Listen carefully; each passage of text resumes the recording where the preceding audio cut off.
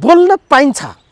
मेरो जनसेनाको ड्रेसमा अझै पनि ढुसी लागेको छैन, अझै पनि ढुसी लागेको छैन। ब्रिजकेसमा हाम्रो बुढाबुढीको माटो ढुङ्गाको भर, ढुङ्गा माटोको भर, जर बिनाको रुख र हाँगा बिनाको फल, फुल खेल्दैन फल फल्दैन, यो सिद्धान्त हो।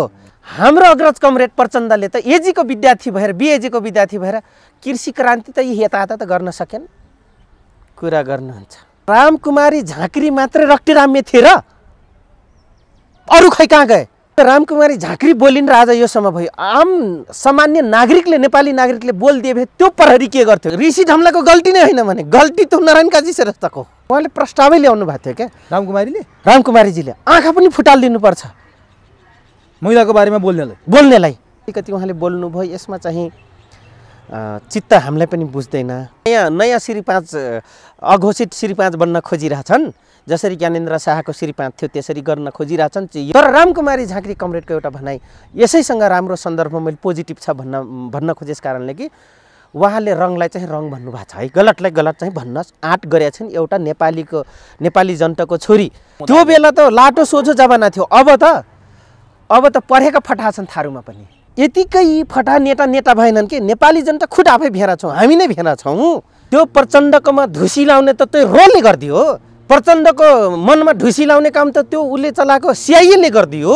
यो प्रश्न रामकुमारी झाँक्री कमरेडले केपीसँग खोज्नुपर्छ। लाहानु चौधरी जसरी प्रचण्डसँग पटक पटक खोजिरहेछ नि, ती नराम्रोसँग जनयुद्धको स्पिरिटलाई मजाक उडाए। लाहानुजी, तपाईँलाई एभरेस्ट नेपालमा हार्दिक स्वागत छ। हजुर नमस्कार, धन्यवाद। 10 वर्ष जनयुद्ध, 19 दिने जनआन्दोलन, हजुर, यसैको जगमा सङ्घीय लोकतान्त्रिक गणतन्त्र खडा गर्यो। हजुर, जसमा अभिव्यक्ति स्वतन्त्रताको पनि हक छ, बोल्ने स्वतन्त्रताको पनि हक छ। आज नेपाल कम्युनिस्ट पार्टी नेकपाकी नेत्री रामकुमारी झाँक्री हजुर पक्राउ परिन्। हजुर, यसले गणतन्त्र, 19 दिने जनआन्दोलन, 10 वर्ष जनयुद्धको खिल्ली उडायो जस्तो लाग्छ कि रामकुमारी झाँक्रीलाई सरकारले पक्राउ गर्नु ठिकै हो भन्ने लाग्छ? के लाग्छ तपाईँलाई? मैले यहाँबाट सुरु गरेँ। यसो हेर्नुहोस्, लोकतन्त्र आफैमा प्रत्येक व्यक्तिको सामान्यभन्दा सामान्य आधारभूत आवश्यकतादेखि लिएर बाँच्न पाउने अधिकारको सुनिश्चित गर्ने व्यवस्था हो। या उन्नत प्रजातन्त्र, वैज्ञानिक समाजवाद, जनवाद र अति विकसित र उच्चतम प्रजातन्त्र भनौँ न, त्यो किसिमको सिस्टम भएको नाताले गर्दाखेरि र संविधानले आफैले पनि व्यक्तिगत स्वतन्त्रको अधिकार सुनिश्चित गरेछ नि, विचारको स्वतन्त्रको अधिकार सुनिश्चित गरेछ नि, त्यति गरिराख्दाखेरि अलिकति बोल्नुमा फेरि लोकतन्त्रको राम्रो हो कि भन्ने पनि हो। म दुइटै भन्छु यहाँलाई, नराम्रो कहानी र भयो, राम्रो कहानी र। एउटा त बोलिदिनु भयो उहाँले, बोल्न पाउने जनताको अधिकार हो। किन लोकतन्त्रमा के उहाँले सर्वोच्चतम कुर्सी प्राप्त गर्दैमा जनतामाथि निरङ्कुश र जनताको अभिमतलाई कुल्चिँदै आफू मोनोपोली गर्न त पाउने अधिकार त होइन लोकतन्त्रमा।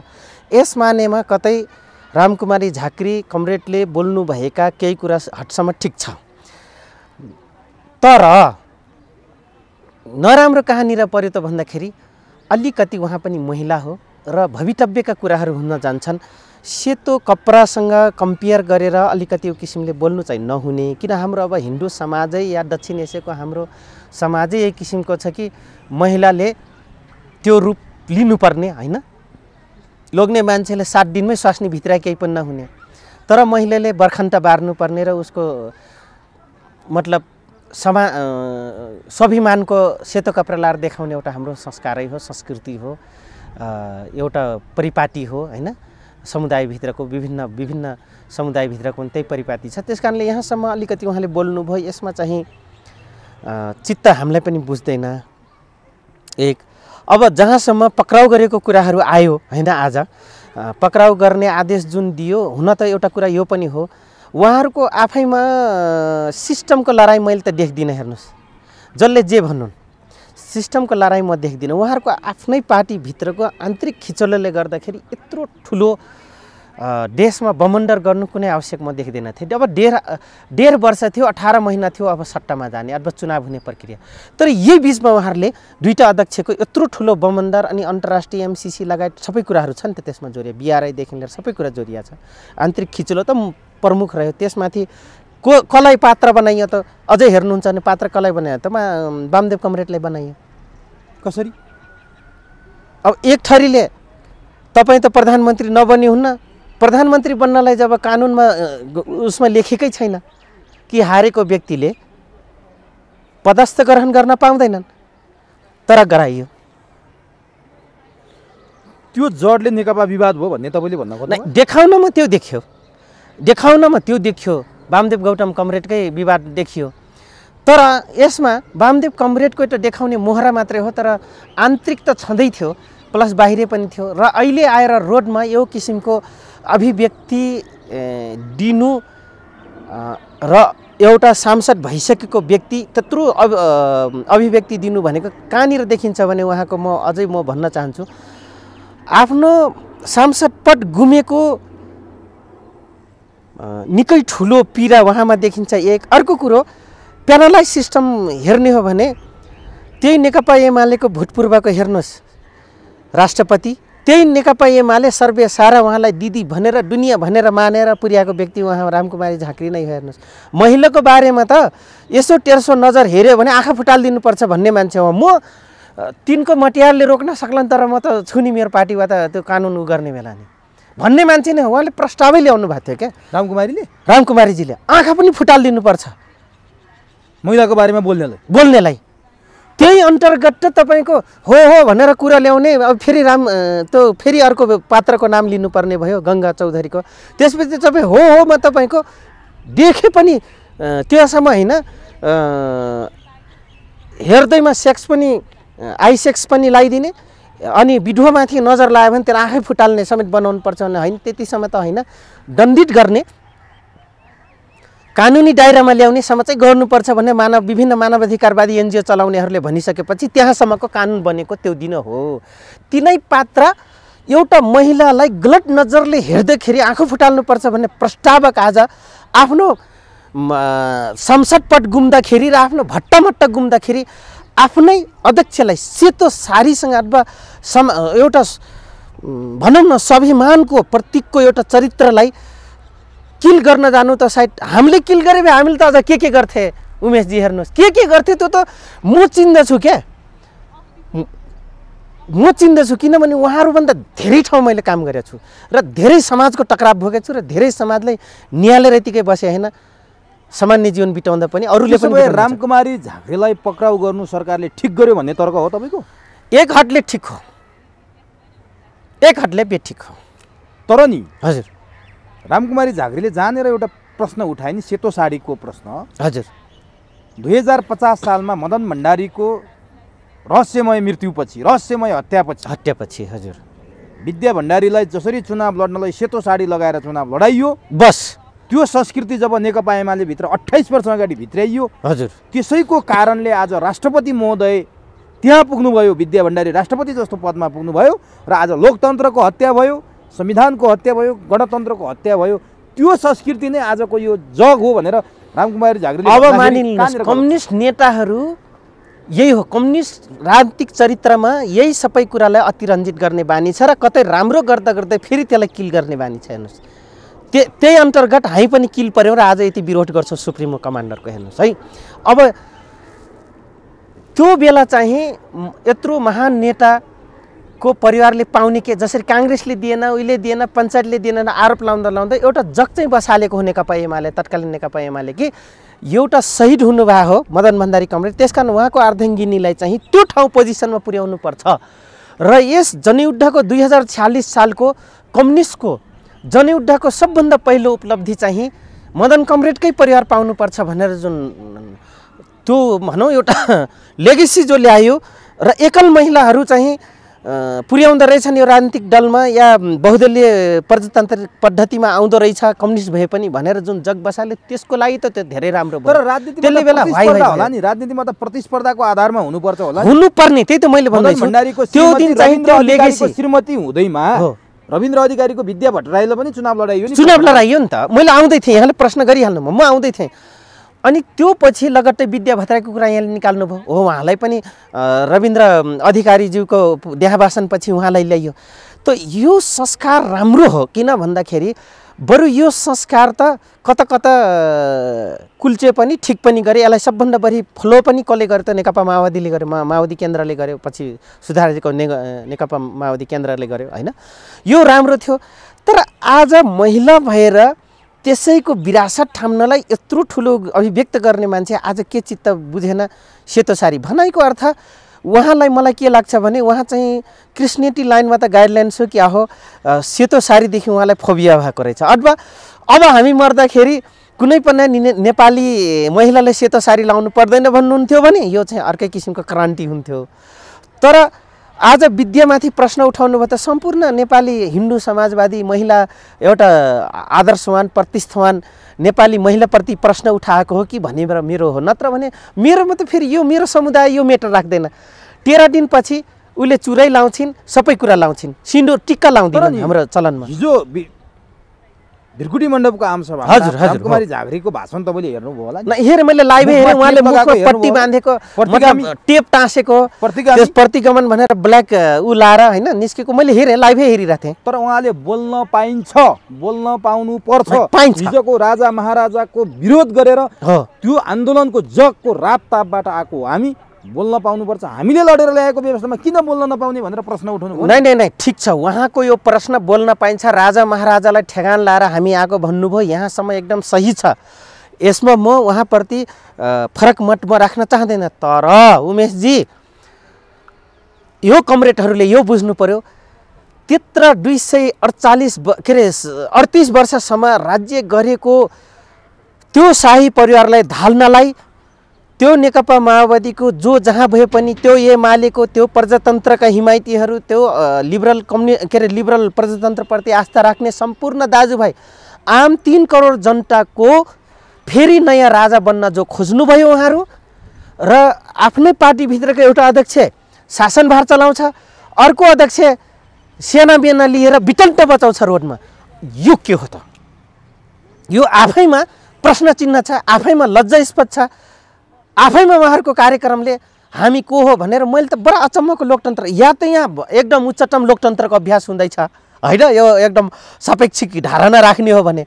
नेगेटिभ त के देखिन्छ भन्दाखेरि तपाईँको आजको दिनसम्म हामीले पढेको हुन त हुबाहु नहुन सक्ला, म पनि त्यो मान्यतामा छैन कि यहाँको भूगोल, यहाँको सुहाउँदो, यहाँको आवश्यकता सुहाउँदो, यहाँको मौलिकता सुहाउँदो प्रजातन्त्र लोकतन्त्र जनवादको अभ्यास हामी गर्नुपर्छ, या यहाँको युगले यहाँको पुस्ताले मागेको लोकतन्त्रको अभ्यास हामीले गर्नुपर्छ। तर उहाँहरूले बडा अनौठो किसिमको एउटा फरक लोकतन्त्रको मान्यतामा जानुभयो कि उही अध्यक्ष त्यहीँ रहन्छ, अर्को अध्यक्ष यो वितन्ट मचाउँछ होइन। त यो मचाइराख्दाखेरि त रामकुमारी झाँक्रीजीको मलाई के लाग्छ भन्दाखेरि या लगायत ती कमरेडहरूको यो अति नै अराजकपन हो। एक, बोल्न पाइन्छ त यो माने होइन। यदि आज रामकुमारी झाँक्री बोलिन् र आज यो समय भयो, आम सामान्य नागरिकले, नेपाली नागरिकले बोलिदिए भए त्यो प्रहरी के गर्थ्यो क्या? मैले हिजो त्यो उहाँले बोलिराख्दाको विषयलाई लिएर मैले निकै गौड भएँ एकछिन, अनि मैले संविधानका धारा पनि पल्टाएँ, बोल्दाखेरि कति, नबोल्दाखेरि कति, या डुबै सजाय हुने नहुने। हुन त यो सब नौटङ्की हो। हेर्नुहोस्, म तपाईँलाई सिधै भनिदिन्छु, भागै नलिने मान्छे आज फेरि जातीयवाद कुरा गर्यो नभनिदिनु होला कृपया। भागै नलिएको मान्छे आजीवन जेल भोग्छ भने खुलिआम आमसभामा बोलेको रामकुमारी झाँक्रीप्रति यो सरकार कतिको उत्तरदायी हुन्छ त अब फेरि हेर्ने बाँकी छ। म दुईटै पार्टीको अब कार्यकर्ता विगत थिएँ, एउटा पार्टीको थिएँ, अब म दुईटैको मान्छे त होइन। तर फेरि पनि आम नेपाली नागरिकको भोइसहरूलाई लिने हो भने एउटा नेताले जे गरे पनि हुन्छ, तर आम नागरिकले कानुनको हल्का त्यसको नब्सलाई हल्का क्रस गर्यो भने त्यसलाई आजीवन कैद हाल्नेदेखि लिएर त्यसलाई दण्डित गर्नेदेखि लिएर त्यसलाई त्यसको परिवार जहाँ पो होस्, रोडमा परोस्, जहाँ जाओस्, त्यसलाई राज्यले कब्जा लिएर तपाईँको त्यसलाई दण्डित गरे हुन्छ। त्यस कारणले गर्दाखेरि फेरि यसो भनिराख्दाखेरि दण्डित गरोस् मैले भन्न खोजेन कि दण्डित गर्दैन, यस मानेमा गर्दैन कि प्रचण्ड र माधव कुमार नेपाल र झलनाथ नारायण काजी लगायत एबिसी त्यहाँ धेरै छन्, तिनले बनाएको प्रहरी र तिनले बढाएका कर्मचारी वकिलहरू र तिनले कागज बनाउने कर्मचारी भएको नाताले गर्दैन। किनभने यो राज्यले पनि आजको दिनसम्म लोकतन्त्रको नाउँमा यसरी नै समुदायलाई स्प्लिट गर्दै सेपरेसन गर्दै तपाईँको एट्याक गरेको छ के। यसलाई भन्छ जोग्राफिकल भाषामा या जियोलोजी रिसर्च साइन्समा के भन्छ भने, जङ्गल रिसर्चमा गयो भने एउटा सिंहले त्यो झुन्डबाट खाने कुरा एउटा अर्ना भैँसीलाई या कुनै पनि खाने हरिण चितललाई हन्ट गर्नु पर्यो भने त्यसलाई स्प्लिट गर्छ, त्यो झुन्डबाट बहिर्गमन पार्छ, बहिराउँछ, बाहिर ल्याउँछ र त्यसलाई एट्याक गर्छ। त्यसलाई भन्छ टाइगर हन्ट, ठ्याउरी भने। यिनीहरूले यही नै गरे। तर रामकुमारी झाँक्री दुईटा समुदायबाट सम्बन्ध जोडिएकी व्यक्ति हुन्। एउटा त उग्र वामपन्थीलाई हामी नै सर्वेसारा नभए गणतन्त्रै आउने थिएनौँ भनेर अहिले उर्ले देखिरहेछु मगर दाजुभाइहरूलाई। फेरि पौडेलको एउटा बाहुनको अर्धाङ्गिनी भएको नाताले गर्दाखेरि एउटा कर्मचारी ब्युरोक्रेटरको अर्धाङ्गिनी भएको नाताले गर्दैन। यही हो मेरो मान्यता। तर नि रामकुमारी झाँक्रीको इतिहास हेर्नुहुन्छ भने ६२-६३ को आन्दोलनमा रक्त्याम्म भएर सडकमा ढुङ्गा हानेर यो गणतन्त्र ल्याउन, यो लोकतन्त्र ल्याउन, यो संहिता ल्याउन रामकुमारी झाँक्रीको योगदान त छ नि। उनले प्रश्न उठाइन् नि, कुन आन्दोलनमा थियौ विद्या भण्डारी, कहाँबाट तिमी आयौ, तिमीसँग म पनि भारी हुन्छु, एउटा सामान्य एउटा कार्यकर्ता पनि चुनाव लड्न अब तिमीलाई भारी हुन्छ भनेर भन्दा हिजो पञ्चायत कालमा आउनुभन्दा अगाडि मदन भण्डारीले राजालाई सिरपेज फ्याँकेर चुनाव लड्न आउन आह्वान गर्दा पनि राजा वीरेन्द्रले पक्राउ गरेका थिएनन् मदन भण्डारीलाई। तर आज लोकतन्त्र आफैले लडेर ल्याएको लोकतन्त्रमा यहाँ सुन्नुहोस् उमेशजी, यो प्रश्न त जनतासँग खोज्ने होइन रामकुमारी झाँक्री लगायत प्रचण्डले।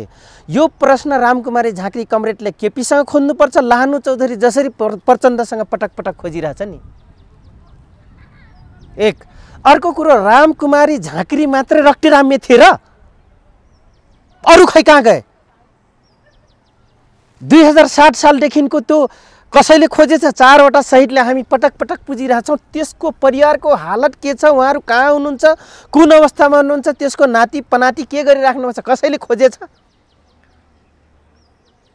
रामकुमारी झाँक्री लगायत यस्ता धेरै कमरेडहरूले यो इतिहास खोज्नतिर लागिरहेछन् भने देख्नु पनि भाइरल भएको प्रचण्डजीको स्कटिङ गरेर बेला बेला ल्याइरहेको रुकुम रोल्पाको लडाइँमा सुरक्षा गार्डको हालत देख्नुभयो नि। तिनले त खोज्न आइरहेको छैनन् त। तर प्रचण्डले ती व्यक्तिले बोल्न बाध्य बनाइरहेछ।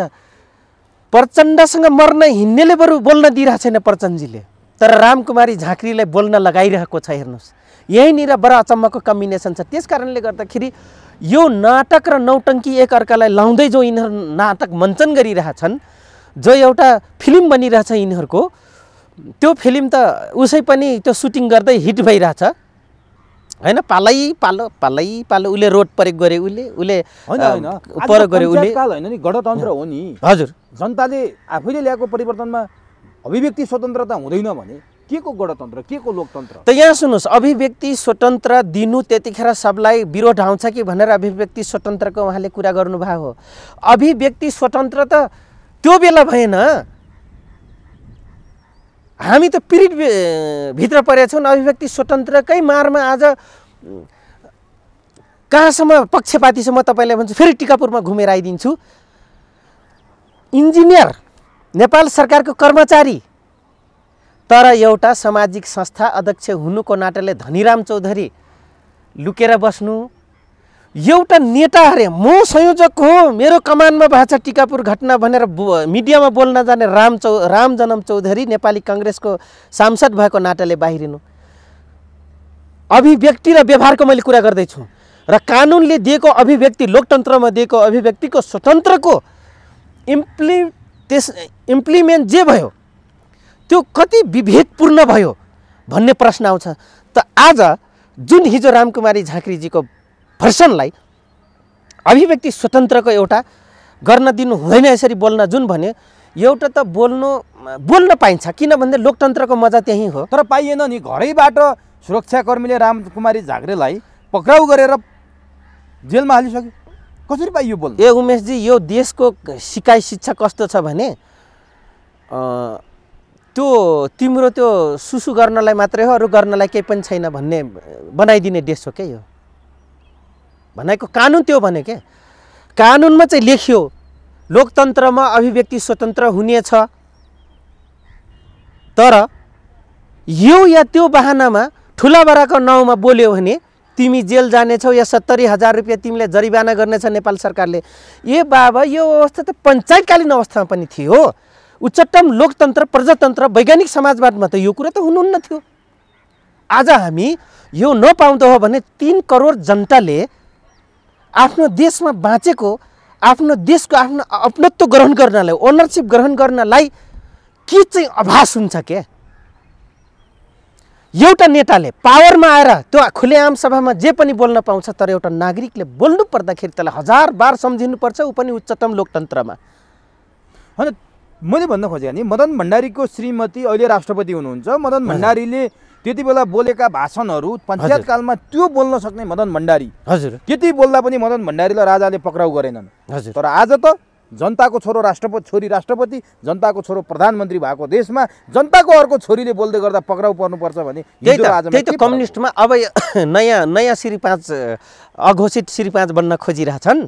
जसरी ज्ञानेन्द्र शाहको श्री 5 थियो त्यसरी गर्न खोजिरहेछन्। यो न त्यो नाउँमा, चाहिँ केपीको नाउँमा होस्, चाहे प्रचण्डको नाउँमा होस्, चाहे माधव कुमार नेपालको नाउँमा होस्, चाहे झलनाथको नाउँमा होस्, चाहे त्यो अरू एबिसीको नाउँमा होस्, या शेरबहादुरको नाउँमा भन्नुहोस्, या रापर्वको अन्य जसपाको अन्य भन्नुहोस्। यहाँ त कस्तो छ भने, मैले पटक पटक यहाँहरूकै मिडिया त भनिरहेको छु, तमाम मिडियाबाट कि हामी जानिरहेछौँ यी गधा हुन्, तर दुधले नुहाइदिएर चोखो भोलिदेखि दुध दिन्छ भन्छ क्या। यहाँ हामी यो समाजबाट प्रशिक्षित छौँ। म के भन्छु भने, रङले रङै भनौँ, जसको भए पनि राइटलाई राइट भनौँ। तर रामकुमारी झाँक्री कमरेडको एउटा भनाइ यसैसँग राम्रो सन्दर्भमा मैले पोजिटिभ छ भन्न खोजेस कारणले कि उहाँले रङलाई चाहिँ रङ भन्नुभएको छ है, गलतलाई गलत चाहिँ भन्नुहोस्। आँट गरेका छिन् एउटा नेपाली जनताको छोरी त्यो स्टेजबाट कुर्लिराखिए छिन् भने अर्को नेपाली जनताको छोरी राष्ट्रपति भएर बसेकी छिन्। यहाँको प्रश्नमा यो छ।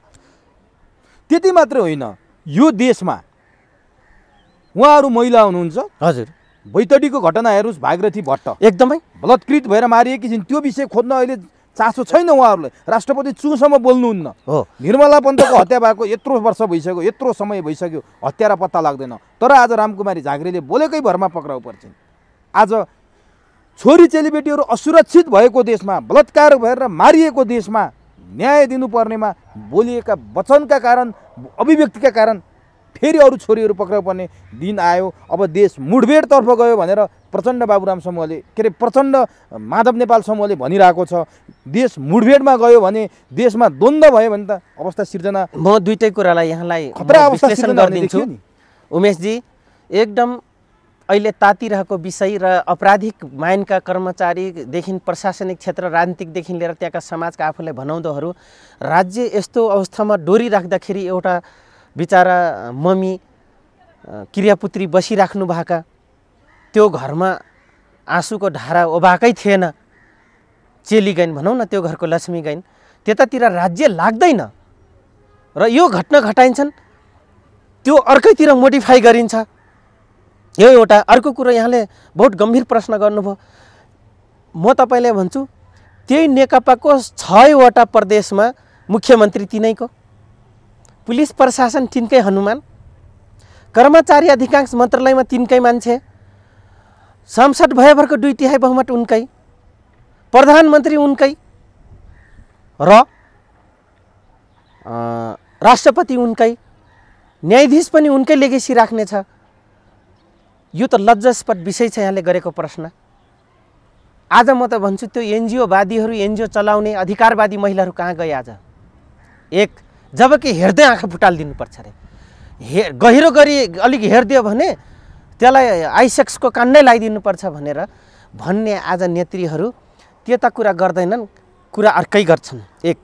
अर्को कुरो, कम्युनिस्टहरू जहिले पनि अस्थिरवादमा रमाउने एउटा झुन्ड हो। इस्ट्याब्लिसमेन्ट खोज्दैन। जुन दिन इस्ट्याब्लिसमेन्ट हुन्छ कम्युनिस्ट सट्टा त्यो दिन एकदलीय शासन भन्छन् प्रजातान्त्रिकहरू। तर योभन्दा खतरनाक अस्थिरवादलाई आलम्बन गर्ने प्रजातान्त्रिक धार हुन्। तर नेपालको यस्तो स्थिति पटक पटक पटक पटक आउँदा पनि नेपालको कस्तो देखियो त भन्दाखेरि उमेशजी सबभन्दा बढी कम्युनिस्टहरू नै अस्थिरवादतिर लम्किने क्या, अस्थिरता मचाइराख्ने। हेर्नुहोस्, एक। दोस्रो, यहाँले प्रश्न गर्नुभयो कि त्यतातिर नगइकन आज हामी अधिकारको नाउँमा यो या त्यो नाउँमा जुन किसिमले हामी आन्दोलन या तेस्रो जनआन्दोलन या अस्थिर अझै हुनेवाला छ, अब मुठभेदतिर गयो भन्नुभयो। मुठभेद त गराउने काम जहिले पनि यिनै नेताले गरे होइनन् भने, सिग्नेचर गरे होइन, जनतासँग रोइ कराई 2/3 बहुमत मागे होइनन्, यिनका मालिकसँग रोइ कराई पैसा हामी 2/3 बहुमत चलाउँछौँ, सरकार चलाउँछौँ, डेभलपमेन्ट गर्छौँ, हामीले जनतालाई गरेको वाचाहरू पुरा गर्न सक्दैनौँ, नत्र भने तपाईहरू जे भन्नुहुन्छ अन्तर्राष्ट्रिय सन्धिमा हामी हस्ताक्षर गर्ने यस भन्न तयारी छौँ, हाम्रो जनताले के अरे अब्जेक्सन थप्ने छैन भनेर यिनै भन्नेहरू आज 1.5 वर्ष मात्रै के बाँकी थियो चुनाव आउन, जनताको म्यान्डेट लिनलाई फेरि पनि रङ और राइटको म्यान्डेट लिनको लागि बाँकी नै थियो। तर यिनीहरू पोस्टको लागि लरे।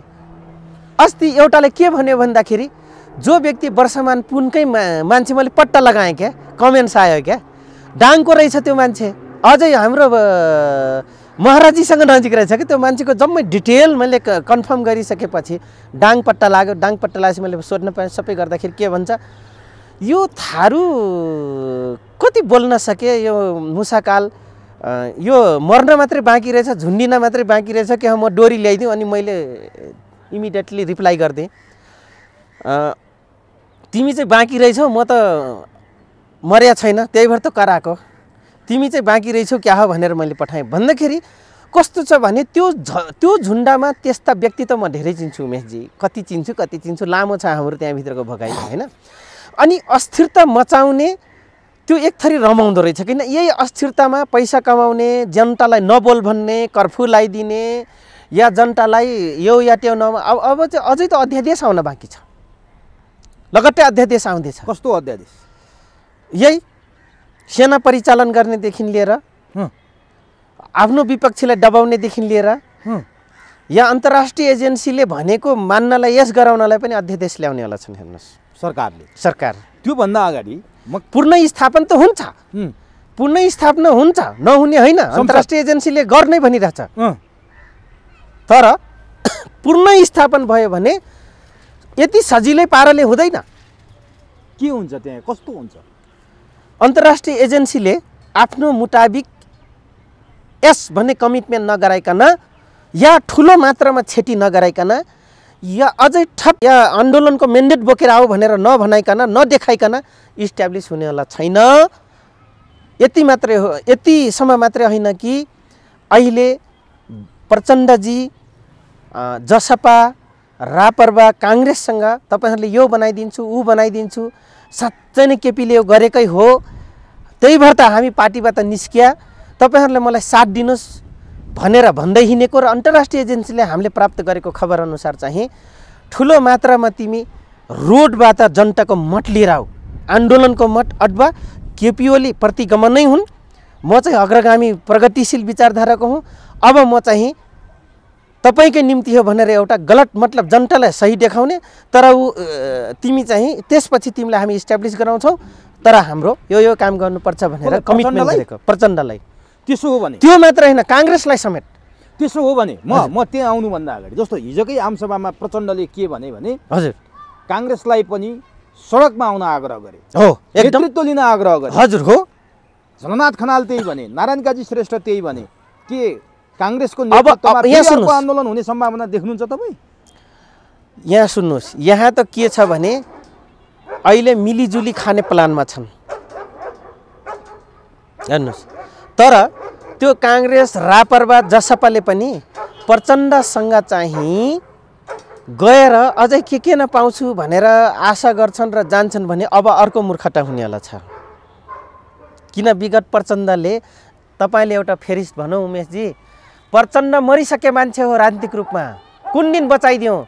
जनजाति आदिवासी लगायत जो 33 दलीय रत्न पार्कमा अनसन बस्दै थियो, 22 दलले माओवादी सहित, माओवादी केन्द्र सहित गरेर 23 दल मिलेर ठुलो आमसभा यहाँले प्रसारण गर्नुभयो होइन भिजुअलहरू, त्यो दिन टिकाइदिएर फेरि यो 22 दललाई ढोका दिएर थ्रेसहोल्डमा यस गरेर प्रचण्ड भन्ने मान्छेले फेरि तपाईँको 2/3 बहुमतको लागि स्थानीय चुनावको लागि कागज गर्न गइपुग्यो नेकपा एमालेसँग। यो दिन लाहानु चौधरीले बिर्सेकै छैन भने।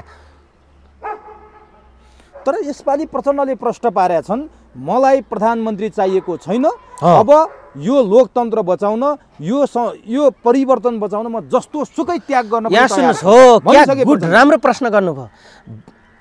उहाँले पार्टी मिलाउने क्रममा पनि यही भन्नुभएको थियो, नेकपा माओवादी केन्द्र या जनयुद्धको 50% हाम्रो मतलाई चाहिँ तपाईँले या तपाईँ सट्टामा भए पनि नेपाल कम्युनिस्ट पार्टी भन्नुहोस् न कमरेड, तपाईँ पुरा गर्नलाई तपाईँ 2/3 बहुमत पहिला लिएर स्थानीयदेखि लिएर केन्द्र लेभलसम्म प्रदेशसम्म र भन्ने नेपाल कम्युनिस्ट पार्टीको भनेर नेकपाको कार्य भन्ने, तर 50% नेकपा एमालेले विगतमा गर्न नसकेको मुद्दा र नेकपा माओवादी केन्द्र लिएको मुद्दा चाहिँ उपयोग हुने गरी चाहिँ तपाईँ नै बन्नुहोस् या आधा आधा बनौँ भनेर आन्तरिक सम्झौता गरेर पार्टी एकीकरण गरेका होइनन् र गरेका हुन्, सबलाई जग जाहेर छ। तर तिनै मान्छे आधा उफ्रिन्छन् भने जनताले जान्नु पर्ने त्यो मान्छे को हो। प्रचण्डको विश्वास छैन भन्नुभयो तपाईँले? म त मान्दिनँ, तर प्रचण्डले प्रश्न पारिसके नाइ केपी ओली ठग हुन्। हिजोको आमसभामा प्रचण्डले भने है, हजुर हजुर, केपी ओली ठग हुन्, केपी ओली पापी हुन्,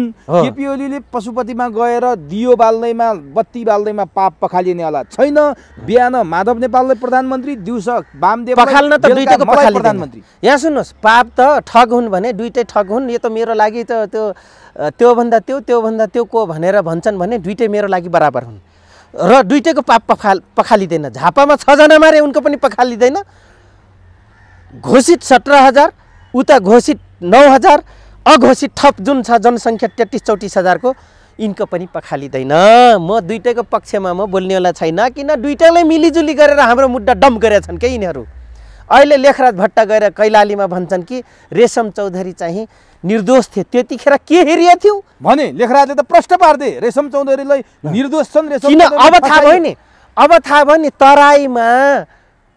तराईमा हामी भोट प्राप्त गर्न सक्दैनौँ, त्यो कुरा एमाले के अरे प्रचण्डले पनि बुझेछ, त्यो केपीले पनि बुझेछ, त्यो कुरा शेरबहादुरले पनि बुझेछ, त्यो कुरा जसपाले पनि बुझेछ, त्यो कुरा रापरबाले पनि बुझेछ। हेर्नुहोस् बल्ल अब त्यो त मलम लाउँदैछन् नि, यो चरित्र छ नि त। त्यो चाहे त्यो प्रचण्ड कम्युनिस्टको होस्, चाहे त्यो केपी कम्युनिस्टको होस्, चाहे त्यो शेरबहादुर देउवा प्रजातान्त्रिकको होस्, चाहे त्यो रापरबाको होस्, चाहे त्यो जसपाको होस्, एउटै क्यारेक्टर यिनीहरूको जुन क्यारेक्टर छ पोलिटिकल क्यारेक्टर, यिनीहरू चाहिँ क्यारेक्टर लेस छन् क्या। तर लेखराज भट्टको तपाईँले नाम लिइहाल्नुभयो, मलाई एउटा प्रश्न सोध्न मन लाग्यो। तपाईँ यही क्षेत्रको मान्छे पनि हो।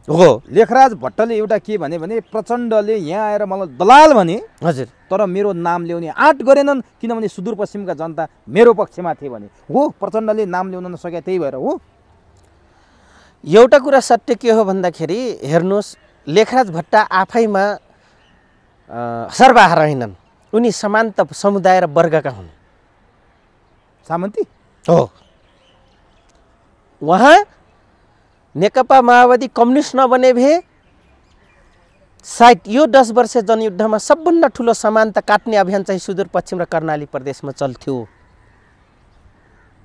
उहाँले बचाउनु भएको छ आफ्नो वर्गलाई। एक दोस्रो, लेखराज भट्ट कमरेडले के पनि गर्नुभएको छ भने माओवादीले बचाउनको निम्ति एउटा सही छ, उहाँसँग उहाँ जमदार हो, जिम्दार मान्छेले पैसा थाहा थियो, उहाँसँग सम्पत्ति थियो, उहाँले एक्लै सिद्ध्याउँदा पनि नसिद्धिने सम्पत्ति थियो उहाँको जिजु बाजेले जोडेको र उहाँले गरेको। केही मात्र चाहिँ प्रचण्डकै निम्ति पनि या प्रचण्डको परिवार फ्यामिलीको निम्ति या सुदूरपश्चिममा माओवादी उत्पादनको निम्ति पनि 50% सम्पत्ति चाहिँ उहाँले इन्भेस्ट चाहिँ गरेको छ। यसमा फेरि दुई मत छैन। तर उहाँको गल्ती के हो भने त्यहाँको खसहरूले माइन भुटेपछि ठारू घरमा कमैया घरमा उठ्ने बस्ने खाने जनयुद्ध कालभरि इन्डिया भाग्ने, तर ऊ आइसकेपछि थारू केही पनि होइनन् भने अखण्ड सुदूरपश्चिम धरा हाम्रो विपक्षमा जो ओराल्ने काम र भर्सन बोल्ने काम गरे, त्यो दिन नै लेखराज भट्टको निम्ति सुदूरपश्चिम अभिशाप भइसकेको थियो। उहाँले त मान्नु भएन, रेशम चौधरीलाई निर्दोष भनिसकेपछि त कसरी तपाईँले अब भोट चाहियो नि, त्यति गरे भोट आउने भन्ठानेछन् त। फेरि त्यो त जानेछन् नि कि त्यो थारू 1 गिलास जाँड र बुङ्गुर सुँगुरको मासुमा बिक्ने जात हो, मिट लाको नाउँमा जग्गा जमिन दिने जात हो भन्ने थाहा छ नि त त्यो समुदायलाई। गर्छ पनि त्यही थारूहरूले, त्यही लेभलको छ, त्यही चेतना स्तरको छ। के भन्नुहुन्छ त आफ्नो समुदाय? त्यो बेला त लाटो सोझो जमाना थियो। अब त पढेका फटा छन् थारूमा पनि, पढे लेखेका किताब पढ्न जानेका सर्टिफिकेट लिएका तर जिन्दगी नपढेका थारूहरू धेरै छन् नि। त्यस कारणले गर्दाखेरि लेखराज भट्ट जस्ता, प्रचण्ड जस्ता, केपी जस्ता लगायत अन्य काङ्ग्रेस जस्ताले त्यस्तोमा राजनीति गर्नु स्वाभाविक कुरा हो। लेखराज भट्टले अर्को कुरा के बोले भने हजुर, माओवादी जनयुद्ध हुँदाखेरि हजुर, त्यो कहीँ कतै तपाईँले बोल्नु भएको छ, त्यो विषयमा म जाँदैन, तर म लेखराज भट्टले बोलेको विषयमा म जान्छु। हजुर, अमर लामाको हत्यासँगको विषयलाई उहाँले रहस्यमय बनाउनु भएको छ। हाम्रै साथीहरू पनि जोडिए भन्ने कुरा आइरहेको छ। किन अमर लामाको हत्याको विषयमा चाहिँ बोलिएन? त्यो रिपोर्ट कहाँ गयो? अब त्यो रिपोर्ट आउनुपर्छ। पटक पटक केपी ओलीमाथि मदन भण्डारीको विषयलाई लिएर शङ्का गरिन्छ, तर त्यति बेलाको नेतृत्वमा माधव नेपाल थिए। हो, एकदम नम्बर राइट। 2 हजुर, उहाँले उठाएको कुरा। हजुर, हजुर, नम्बर 3 हजुर, माधव नेपालले ज्ञानेन्द्रको शाही शासनकालमा गएर प्रधानमन्त्रीको निवेदन दिए, जहाँ एमालेको अरुचि हुँदाहुँदै, एमालेको पार्टीगत निर्णय नहुँदाहुँदै र प्रचण्डले पनि ज्ञानेन्द्रसँग सहकार्य गर्न खोजेका थिए। त्यसकारण प्रचण्ड र माधव नेपाल दुईटै पद लोलुप हुन्, यिनीहरूको यहाँनिर मिल्छ भनेर लेखराज भट्टले भनेपछि मैले जति प्रश्न सोधेँ नि लेखराजसँग सम्बन्धित, यो कतिका चाहिँ सान्दर्भिक कुरा हो। यो एक अर्कालाई खुइल्याउने क्रममा र गरेको पनि हो। हेर्नुहोस्, त्यतिखेरको फेरिस्ट के हो भने अमर लामा एउटै जीवन्त व्यक्ति छ प्रमाणको नाउँमा, जो जीवराज आश्रित कमरेड र मदन कमरेडको नारायणी समा हाल्दा समयमा एउटै जीवित व्यक्ति थिए, तर उहाँ कानुनी रूपले कैद सेट काटिसक्नु भएको थियो। त्यसपछि गएर उहाँलाई उडाउने काम 8 नम्बर एरियाले गरे हो, मध्य कमानले गरे हो, मध्य कमानले गरे हो। हेर्नुहोस्, त्यो के का निम्ति? एउटा त जेलमा अग्रज कमरेड देव गुरुङमाथि त्यहाँको तत्कालीन चौकीदार ओम गुरुङले टोयलेटसम्म नजान गर्ने गरी त्यहाँका नाइके थिए र अमर लामा पनि त्यही नाइके भाइ नाइके हुँदाखेरि त्यो चाहिँ म एउटा शब्द भनेको छ, त्यो अहिले हङकङमा हुनुहुन्छ ओम गुरुङजी, यहाँ बाँच्न नसकेपछि भागेको हो, किन धेरै कुरा आउँछ भनेर। उहाँले के समेत भनेको थियो अरे अमर लामाले, त्यो दिन अझै तपाईँहरूले यो भन्नै बाँकी छ। मदन भण्डारी फालेर आएको म अमर लामा हो बुझिस् भनेर यातना दिने क्रममा भाइ नाइके हुँदाखेरि यो शब्द भनिएको रहेछ। अनि नेकपा माओवादीको लागि यो एउटा बदला लिने विषय त रह्यो नै। एक अर्को कुरो, घुमौरो पाराले नेकपा एमालेलाई पनि आफूतिर झुवाब गर्न र नेपाली जनतालाई आफूतिर केन्द्रीकृत गर्नको निम्ति पनि अमर लामालाई कारबाही गर्ने अवस्था देखिएको थियो र गरेको पनि हो नेकपा माओवादीले। हेर्नुहोस् है, तर कुरो के रहेछ भन्दाखेरि यो सब मिलिजुलीमा भएको छ। नेकपा एमाले पनि यो काण्डमा अछुटो छैन, माओवादी पनि अछुटो छैन, दरबार पनि अछुटो छैन, अन्तर्राष्ट्रिय एजेन्सी पनि अछुटो छैन। उमेशजी, आजको दिनसम्म तपाईँ हेर्नुहुन्छ भने 5, 10,000, 15,000, 50,000 आइसीमा आएर इन्काउन्टर गरेर जान्छन्। बीसीएफ 15 दिन सेक्युरिटी ट्रेनिङ दिन्छ, सुटरको ट्रेनिङ दिन्छ। त्यो इन्डिया पनि अछुटो छैन। 29 स्टेट छ, मैले तपाईँहरूकै मिडिया त भनेको छु। 29 राज्य हुनसक्छ, नेसन हुनसक्छ। कुनै दिन उसले नेपालमाथि पटक पटक हस्तक्षेप गर्यो भने हेर्नुहोस् है। अनि तिनै मटियारहरू यहाँ छन्। किन यो र त्यो बहानामा त्यसले पनि सक्दैन, यो र त्यो बहानामा यहाँ पनि विभिन्न चलखेल हुन्छ हैन। उहाँले बोल्नुभयो, अब बोल्नुभयो, यो पहिल्यै बोल्नुपर्ने विषय हो नि त। किन बोल्नु भएन पहिला? त्यही हो, एउटा भ्रष्टाचारी सचिवलाई टोयलेटमा ठुन्दा त बिचारा मातृकाजीको वन मन्त्रीको पदै खुस्किया थियो। हेर्नुहोस्, अहिले चाहिँ उहाँले अर्को पनि भन्नुभयो, केपी ओलीलाई लालछना लाइन्छ, हल्ला फिजाइन्छ, तर नेतृत्वमा माधव नेपाल थिए। आज मदन कमरेड नमरे भए, उमेशजी नमरे भए कुनै पनि कम्युनिस्ट जति पनि यहाँ हस्तीहरू छन् नि उदयमान हुने थिएनन्। यो दावाका साथ मैले भनिदिन्छु। उनका मटियार र उनका हनुमानलाई फेरि चिट्टा दुख्ला। तपाईहरु के एनालाइज गर्नुभयो? तपाईहरु त लुट्न पाइराख्नु भएको छ उहाँहरूको छत्र छायामा। लानु चौधरी त पाएको बेला पनि लुटे हैन, किन इन टोटल वारको लागि लागेर मात्रै हो। आज तिनी पात्रहरूको डेथ नभइदिए भए आज यी पात्रहरू यतिको पट्याङ निस्किने थिएनन्। यी पात्रहरूमा पनि लेखराज भट्टले जुन कुरा गरे नि, ज्ञानेन्द्रको शासनकालमा निवेदन हाल्ने, प्रधानमन्त्रीको निवेदन हालेको हेर्नुहोस्, त्यो बेला हाल्दाखेरि म भैरवगढमा थिएँ। हालेको मैले तपाईले भने नि 31 नम्बरमा रेशम चौधरीको थियो, 32 नम्बरमा गोपाल दहितको थियो। अनि मलाई सोधे थिए के भैरवगढमा यो को हो हेर यहाँ त प्रधानमन्त्री बन्न थालिसक्यो थारू त भित्रै मर्छस् अब मर्छस् यी दुईटा ठारू लडाइँ नगरिकन क्रान्ति नगरिकन अवसर प्राप्त गर्दै रहेछन् बुझिस् भनेर मलाई भन्ने जिउँदैछन् हेर्नुहोस् होइन अरू कृष्ण केसी सेसी छँदैछन् सुन्ने हाँसे त्यति बेला रमाइलो पनि भयो त्यो दिन हेर्नुहोस् भने उहाँले हाल्यो हो मैले तपाईँलाई पटक पटक भनेको छु 2 रुपियाँ डबल चढाएर ढोक सलाम गर्न जाने ती नै हुन् मलाई नै देखाछन् यसरी कि मनमोहन अधिकारी चाहिँ म पहिलो कम्युनिस्ट प्रधानमन्त्री बन्छु जो राजा मान्छु भनेर यही कुरा आरके मैनालीसँग भन्दाखेरि उहाँले होइन होला लाहनु कमरेड भन्नुभयो अस्ति मैले नै हो मलाई देखाछन् अनि सैनिक उसमा कसरी रह्यो त्यो सिग्नेचर होइन होला मैले भने किताब खानामा छ कमरेड तपाईँ शिक्षा मन्त्री भयो बेला त किन लुकाउनु भएन त त्यो राधाकृष्ण मैनाली कमरेड शिक्षा मन्त्री बन्नु भएको छ नि त भने तपाईँ शिक्षा मन्त्री हुँदाखेरि त्यो फाइल त लुकाउनु पर्थ्यो नि त होइन अहिले त नभन्नुहोस् त्यहाँ त लिखित छ हामीलाई किन देखाए त पुरानो ढुलै ढुलाम्मे भएको नेपाली कागजमा सिग्नेचर गरेको मलाई देखाए तेरो प्रचण्ड के ठुलो कुरा गर्छ बाबुराम तिमीहरूको कम्युनिस्ट पार्टीको नेपालको प्रजातान्त्रिक पहिलो प्रधानमन्त्रीको मैले भने मनमोहन अधिकारी हेर मनमोहन अधिकारीले यसरी सिग्नेचर गरेर छ देखा अमरपन्त जिउँदैछन् बाबुराम भट्टराईजीको आफन्त जर्साब भने यो किसिमको यहाँ भएको हो उमेशजी त्यस कारणले गर्दा यी कोही अछुटो छैनन् प्रचण्डले पनि के साँच्चीकै ज्ञानेन्द्रसँग मिल्न सहकार्य गर्न हात अगाडि बढाएका थिए जनयुद्धको बेला लिएका हुन् कसरी गरेका थिए के गरेका थिए त्यति बेला उहाँले पारिवारिक आन्तरिक कन्ट्रडिक्सन थाहा थियो सबलाई थाहा थियो त्यो नेपाली कांग्रेसलाई पनि थाहा थियो रापरपालाई पनि थाहा थियो लगायत यहाँको बुद्धिजीवीलाई थियो किन थाहा थियो भन्दा म यहाँलाई भन्छु तीनटा आमाको छोरालाई को भन्दा को अगाडि चाहिँ राजपाट सम्हाल्ने भन्ने दरबारमा आफ्नै किसिमको भिडन्त थियो जस्तै रविन्द्र विक्रम ब्याइटेपट्टिका होइन ल्याइटेपट्टिका थिए जसले राजा पाएन तेस्रो दोस्री आमा वीरेन्द्र सरकारको थियो जो डेथ भइन् रत्नलाई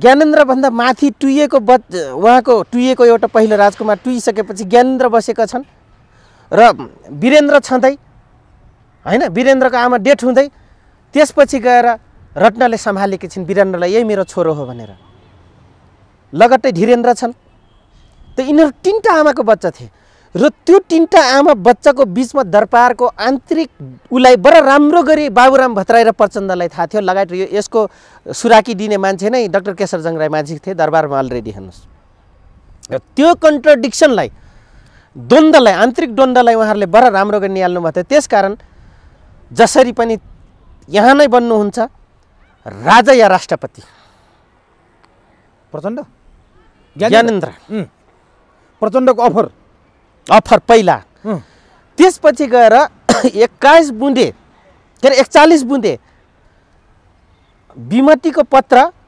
गिरिजाप्रसाद कोइराला प्रधानमन्त्री हुँदाखेरि बुझाएर एउटा 41 बुँदे त्यही पत्र हुबाहु कपी पत्र चाहिँ डाक्टर बाबुराम भट्टराईले आफ्ना गुरु केरलाको जेएन युनिभर्सिटीका जवाहरलाल नेहरू युनिभर्सिटीका प्रोफेसर आफ्नो गुरुलाई केरलाका हुन् उहाँलाई बुझाएर बोडकास्ट गरे 2052 साल फागुनको 2 गते खुल्याम रत्न पार्कको खुला मञ्चमा खुल्याम गरेर यिनै कमिटमेन्ट गर्दै जनयुद्ध सुरु भएको हो अब भोलि नै पर्सि नै जनयुद्धको वर्षगाँठ आउँदैछ अब तपाईँ हामीले हेर्नुपर्ने विषय यो छ कि जनयुद्धको स्पिरिट माइन्ड कसले बोक्छ प्रचण्ड या केपीले केपी त नेभर जान्नन् किनभने यो बिचमा 4 वर्षमा देख्यौँ केपी कुनै पनि जनयुद्धको नाउँको कार्यक्रममा उपस्थित भए देख्नुभयो पत्रकार मित्रहरू यहाँहरू पनि देख्नुभयो काहीँ पनि गएनन् हामी जनताले पनि देखेनौँ पूर्व लडाकाहरूलाई जसरी माया देखाएका छन् हजुर बादल पनि त्यही छन् अरू टोपबहादुर रायमाझीहरू पनि त्यही छन् केपी ओलीले जनयुद्ध दिवसमा सहभागिता पो हुन्छन् कि भनेर मान्छेले लक काटिरहेछन् तपाईँलाई के लाग्छ यही बडा अचम्म हो अस्तिसम्म 2 चोटि रक्षा मन्त्री हुँदै अहिले गृहमन्त्री हुन पुगेका बादल कमरेड 2 चोटि प्रधानमन्त्री बनेका त्यही प्रचण्ड कमरेड हेर्नुहोस् है पटक पटक मन्त्री बनेका अन्य कमरेड कमान्डरहरू हुनुहुन्छ उपराष्ट्रपति महमहीजी छँदै हुनुहुन्छ त्यो बेला बहिर्गमित जनसेनाहरूको कुनै पनि भएन यो त खातेपाते हुन् यिन भाराका टट्टु हुन् पहिला भाराको टट्टु भनेर हामीलाई सिकाउँथे नेपाली सेनामाथि आउँला ठड्याउन तर भाराको टट्टु बनाइदिए त्यही बहिर्गमित सेनाहरूलाई र 5 लाख रुपियाँ दिएर हेर्नुहोस् कति नराम्रोसँग जनयुद्धको स्पिरिटलाई मजाक उडाए तर आज त्यही भाराको टट्टु जनसेना पक्ष र विपक्ष बोल्दछ। त्यसैले मैले भने लाहानु चौधरी कसैको व्यक्तिको उपलब्धिको लागि लड्न गएको होइन, 3 करोड जनताको आवश्यकताले गर्दाखेरि बल्ल मैले मेरो बालबच्चा पाल्ने जागिर उडाइदिएर सेन्ट जेभियरको जागिर लेक्चरको जागिर उडाएर म बल्ल जनयुद्धमा हुमिएको थिएँ। मैले कुनै प्राप्तिको निम्ति लडेको थिएन कि 3 करोड जनताले प्राप्तको लागि म लडेको थिएँ। त्यस कारणले अहिले जुन किसिमले प्रश्न राख्नुभयो यो या त्यो नाउँमा जो टान्ने काम गरिराखेका छन् लज्जास्पद छ। तपाईँ सहभागी हुनुहुन्छ आउने जनयुद्ध दिवसमा? म किन सहभागी हुने? तपाईँ पनि जनयुद्धको एउटा वफादार सिपाही होइन हिजोको? हो, म सहभागी यस मान्यमा हुँदैन। कालीबहादुर खाम जस्ता मान्छे व्यक्तिक उसको लागि हत्या गरेर त्यही प्रचण्ड सुरक्षित गर्छ। आफ्नै जनसेनालाई किल गर्नको लागि अनेक प्रपञ्च रच्ने त्यही मजदुरको त्यही छन्, ऊ त्यही छन्। त्यस कारणले हामीले उनलाई बेकरार अपराधी घोषणा गरे, तर बेकरार अपराधी विश्वको डाँजोमा एजेन्सी बनेर भारतका टट्टु बनेर अनि पिउसो बनेर जुन किसिमले पटक पटक जनताको अभिमतलाई लट्याएर आज सट्टा प्राप्तिको निम्ति नयाँ नौटङ्की र नाटक जो गर्दैछन्, जो फिल्मी स्टाइलले जो महामजाले आफ्नो मञ्चन गरेर देखाइरहेका छन्, यो नै उनको लागि। र यो हेरिराख्दाखेरि म जस्तो कडा अभिवक्ताले चाहिँ राखिराख्दा र मैले स्वतन्त्र रूपले या सबै नेपाली जनताको मारमाट र मलाई पनि त्यही परेछ भनेर मत राख्दै मैले कुरा उठाउँदा त तपाईँको मार्ने समेतको धम्की आउँछ। तर हिम्मत त छैन। हिम्मत छ भने आउँदा केही फरक पर्दैन। राति या दिउँसो एनी टाइम खुल्ला छ होइन, मेरो लाइफै ओपन लाइफ हो। यस्तो च्यालेन्ज दिनुहुन्छ त्यो के छ तपाईँसँग? त्यो राज के हो भनेर धेरैले राज केही पनि छैन। के छ तपाईँसँग? सेना छ। किनभने त्यो दिन प्रचण्डलाई बचाउनलाई पनि परिवारलाई आहुति दिएकै हो। लाहानु चौधरीले 5-5 जना परिवार आहुति दियो नि, 18-20 हजारको जागिर पनि आहुति दिया हो। अहिले पनि प्रचण्ड या कुनै एबिसी केपी ओली या उसको पक्षमा मात्र व्यक्तिवादी चरित्रमा कुरा उठाउने जुन कुनै जनसेना आउँदा पनि लाहानु चौधरी डराउँदैन। I am ready. मेरो जनसेनाको ड्रेसमा अझै पनि ढुसी लागेको छैन, अझै पनि ढुसी लागेको छैन ब्रिज केसमा हाम्रो बुढाबुढीको ड्रेसमा। त्यस कारणले हामी आम पब्लिकको पक्षमा कुरा उठाउँदैन। तपाईँको कमान्डरलाई ढुसी लागिसक्यो, तपाईँको सुप्रिमोलाई मनमा हो। गुड, राइट, एकदम राम्रो प्रश्न गर्नुभयो। त्यो प्रचण्डकोमा ढुसी लाउने त त्यो रोलले गरिदियो हो। प्रचण्डको मनमा ढुसी लाउने काम त त्यो उसले चलाएको सिआइएले गरिदियो, युरोपियनले गरिदियो।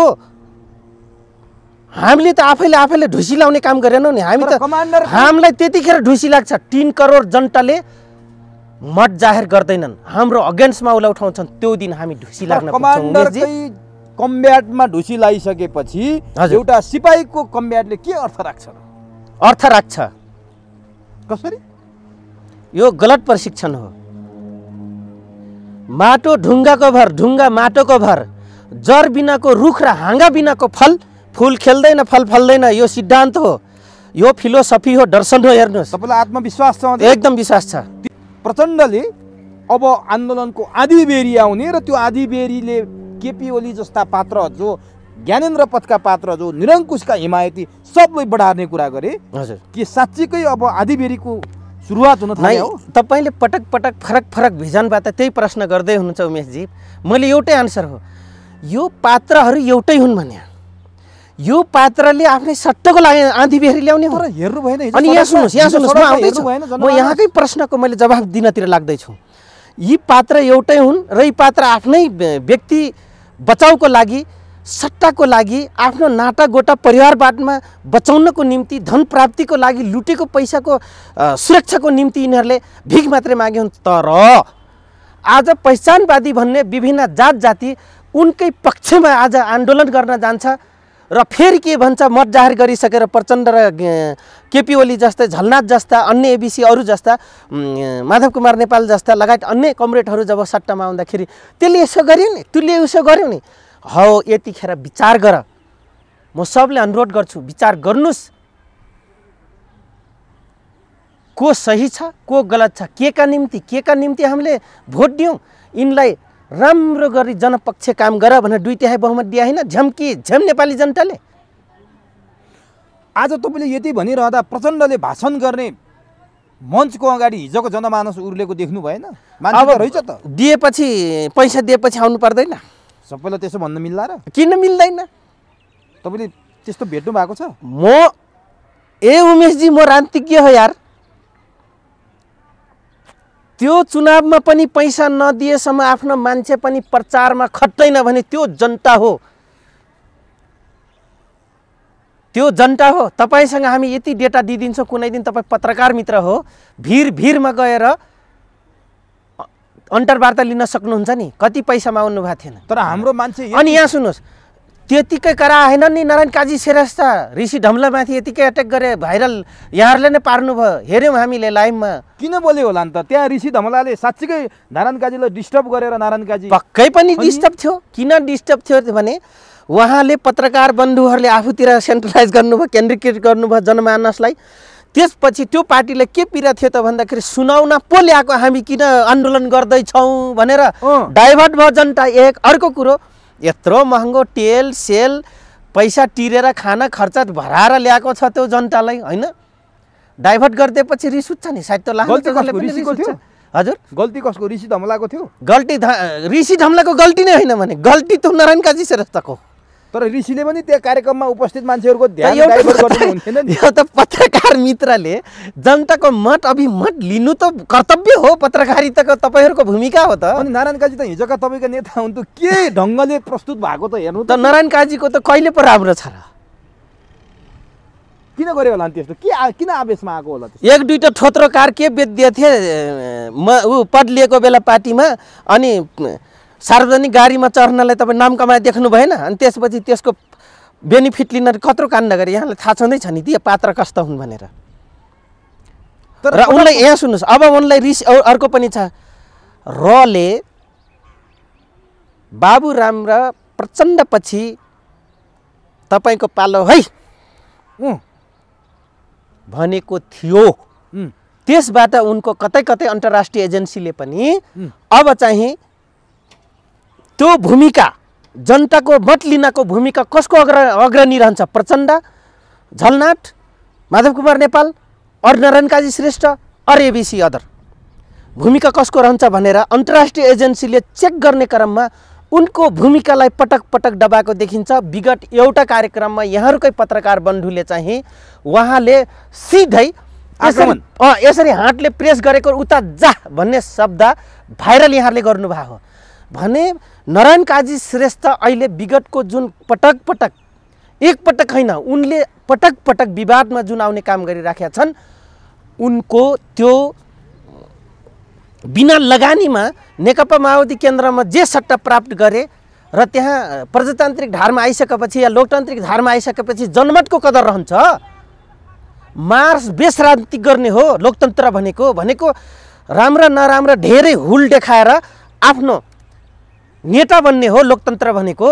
त्यसमा नारायण काजी श्रेष्ठको मत कमजोर अवस्थामा देखिन गएको कारणले गर्दा पनि उनी आफै पनि जलनमा हुनुहुन्छ। मेरो यो विश्लेषण हो। हरेक आमसभामा हरेक पटक उनी विवादित बन्न थाले कि उनका गतिविधिका कारण। हजुर, अफकोर्स एकदमै। अब यसले नारायण काजीको राजनीतिक भविष्य के देख्नुहुन्छ तपाईँ? अझै त्यो पनि होइन, नेपालको कन्टेन्ट्समा यहाँ त जनतालाई मात्र ढब्बा लाउने हो। उही एउटा पिके फिल्ममा भन्थ्यो नि ढब्बा लाग्ने, त नेपाली जनतालाई त भेरा बनाएर यहाँ ढब्बा लाउने हो, अन्तर्राष्ट्रिय एजेन्सीलाई देखाउने हो, होइन? तर यहाँ त प्रधानमन्त्री को बन्छ? रको मान्छे, सिआइएको मान्छे, युरोपियनको मान्छे, त्योसँग मतलब राखिँदैन। हामी we are democratic country, our legacy is the democracy, so that you must be this rule flow, otherwise you don't के अरे you couldn't be prime minister or CMA LMA, होइन? यिनीहरू बन्न पाउनुहुन्न भनेर उनीहरूले ट्रेन गरेको हुन्छ। हेर्नुहोस्, अनि त्यो त ढब्बा लाउने मात्रै प्रयोग गरिन्छ। त्यसो भए त्यो आन्दोलनको बारेमा थाहा भएको मान्छे कसरी आएको थियो तपाईँले सब हेरिसक्नु भएको छ? गएको त पशुपति दर्शन पनि गर्न आएको थियो, मैले त तराईको अनुहार हेरेँ। अब नि आजभन्दा म तपाईँले भनिदिन्छु 2054-55तिर चाहिँ एकचोटि माधव कुमार नेपाल लिएर आउनु भएको थियो। अनि मैले त्यो दिन बहुत जिज्ञासुका साथ एउटा रौटहटकै बुढी आमालाई सोधेँ, ओ माई किन आउनुभयो तपाईँ काठमाडौँ? हाम्रो माधव कुमार नेपाल बाबु हुनुहुन्छ नि, पशुपतिको दर्शन भइहाल्छ, अनि काठमाडौँ पनि देख्न पाइन्छ, त बिना पैसामा आउने जाने खान खर्च सबै व्यवस्था गर्नुभएको छ बाबु, त्यसैले आएको भने। त्यसो भए तपाईँ नेकपा एमालेको कार्यक्रममा आउनु भएको होइन माई भनेको? नै त्यो पनि आएको, तर बढी काम त यता दर्शन भइहाल्छ भनेर आएको भनेर भन्नुभयो। हिजो जस्ट हिजो आज 2054-55 को जुन तपाईँलाई तपाईँको मिडियाबाट दर्शाउँदैछु त्यही शब्द तर लोग्ने मान्छे त्यही नै कुरा गरेको तपाईँहरूको मिडियाबाट मैले भाइरल भएको देखेँ अन्तर्वार्ता लिएको देखेँ। आन्दोलनको मकसद त्यता थियो। अब हजुर यो आन्दोलन चलिरहँदा हजुर प्रचण्डले आधी बेरी ल्याउने परिवर्तन ल्याउने त्यो पटक पटक भयो भनिरहनु भएको छ तपाईँले। के सम्भव छ अब प्रचण्डको नेतृत्वबाट अथवा फेरि अब आन्दोलन भएर देशमा ठुलै कायापलट हुने सम्भावना देख्नुहुन्छ? खै यो बडा अचम्म छ उमेशजी। नेपाली जनताहरू नेता यतिकै फटा नेता भएनन् कि नेपाली जनता खुद आफै भेरा छौँ, हामी नै भेरा छौँ, जान्दछौँ। यो लायक छैन। 2-3 चोटि राज्यको बागडोर दिउँ, जनताको निम्ति यो जिम्मेवार छैन, उत्तरदायी भूमिका खेल्न सक्दैन, यसको क्यापासिटी छैन। फेरि पनि तिनै नेताको पछाडि आमसभामा आउँछौँ, तिनै नेतालाई भोट दिँदछौँ र त्यसैले सर्वेसार देख्छौँ। के कारणबाट हामी गलत छौँ भन्दाखेरि हाम्रो समाज संस्कार चोर दाँका फटाहा जे भए पनि आफ्नो मान्छेलाई राम्रो देख्नु नै हाम्रो गलत स्कुलिङ हो। त्यस कारणले हामी के स्कुलिङबाट गाइडलाइन्स हुनुपर्छ भन्दाखेरि हाम्रो आफ्नै रगतको भए नराम्रै होस्, तिमी मेरो होइनौ, अरूको राम्रो जति भए पनि अर्को जात धर्म वर्ण जे भए पनि वेल गुड इज आवर भन्न सक्नुपर्छ के। राम्रो हाम्रो हो, नराम्रो। प्रचण्डले एउटा कुरा भने, यदि म नआउला, म निष्क्रिय भएर बसौला, हिजो जस्तो जनयुद्ध नगरौला, हजुर, तर यो विकराल अवस्थामा, यो संविधानमाथि प्रहार भएको अवस्थामा अर्को कुनै शक्ति फेरि आयो भने अन्यथा नमान्नु भनेर के भन्न खोज्या प्रचण्ड? अर्को शक्ति कुनै न अर्को शक्ति त आउँछ सडकमा, अथवा प्रचण्डले गरे जस्तो 10 वर्ष जनयुद्धमा आउला अथवा कहीँ आउला। यो प्रति यहाँ सुन्नुहोस् हो, यहीँनिर अब एउटा घट लाग्छ। किनभने प्रचण्ड बोल्दा बोल्दै फुस्काउँछन्, थाहा छ? त्यो चोरी गरे आइमै हुन्छ नि, पोइ हुँदा पल्की आइमै हुन्छ नि, अनि जाँड खाने बाहनामा अर्का उहाँ घर भट्काउन गए हुन्छ नि, अर्का स्वास्नी बिगार्न लोग्ने मान्छेलाई त्यसरी बोल्ने बानी छ उहाँको कि उहाँले भन्नुभएको शक्ति आउँछ नै, आउन सक्छ, तर माहौल यिनैले बनाउँछन्, उनले बनाइरहेछन्। कि मलाई यस भन कि मेरो सङ्गतमा लाग बन्न त दिँदैनन् प्रचण्ड, थाहा छ हामीलाई। तपाईँलाई थाहा छ थरवान मुक्ति मोर्चामा नामले लेखिएका 4 जना व्यक्ति बाहेक हामी पोस्ट ग्रेजुएट र अन्डर ग्रेजुएट 4 जना व्यक्ति बाहेक कोही थिएनौँ। लक्ष्मण थारू अन्डर ग्रेजुएट, म postgraduate, Saraswati Chaudhary undergraduate र सन्तोष चौधरी अन्डर ग्रेजुएट हुनुहुन्थ्यो डिप्लोमा लेभलको।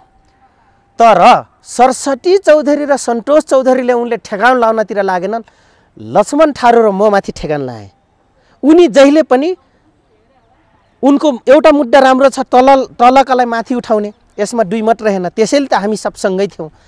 त्यसपछि उनलाई तिमी कोही पनि तिमी स्टरै छैन भन्ने जुन युज एन्ड थ्रोको मानसिकता जहिले पनि यो प्रशिक्षण प्रचण्डजी, यो उनको मनोरोग हो।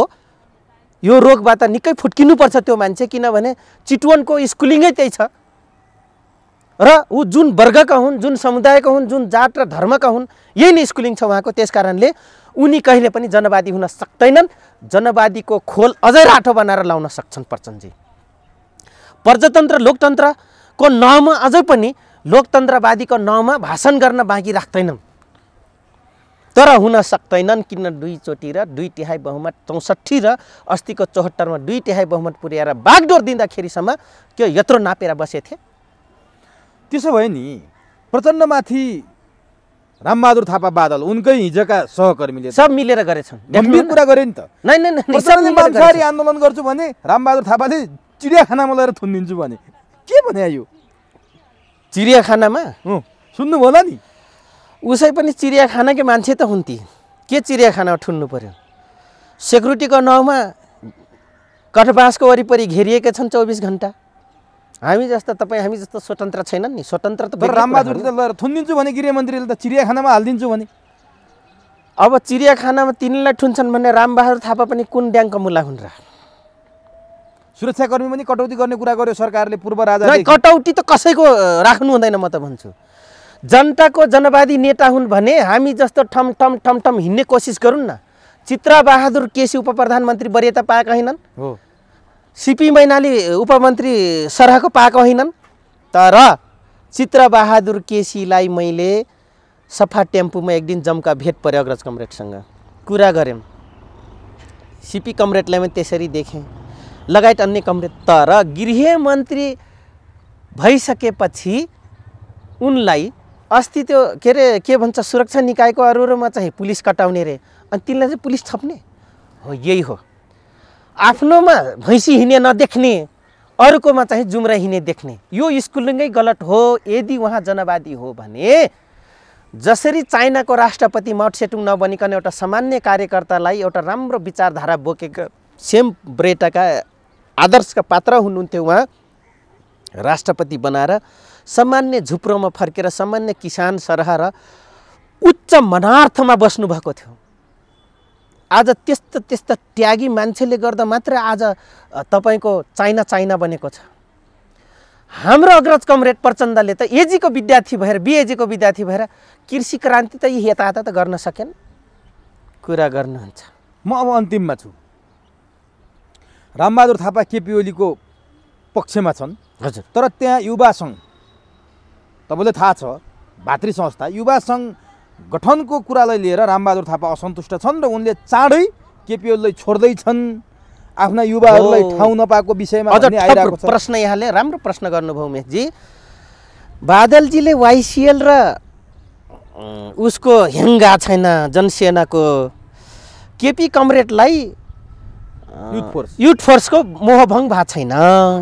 यो दुईटा अग्रजहरूलाई आफ्नो आफ्नो उत्पादनको मोहभङ्ग भएको छैन। तर दुईटैले खुट्टा भाँचेका छन्। दुईटै पार्टीले आफ्नो आफ्नो युवा सङ्घको खुट्टा भाँचेका छन् र खाते बनाएका छन्। यिनले व्यवहार तह तल्लो ग्राउन्ड लेभल बनाएका छन्, रोड बॉइज बनाएका छन्, रोड गर्ल बनाएका छन्, माइन्डलेस बनाएका छन्।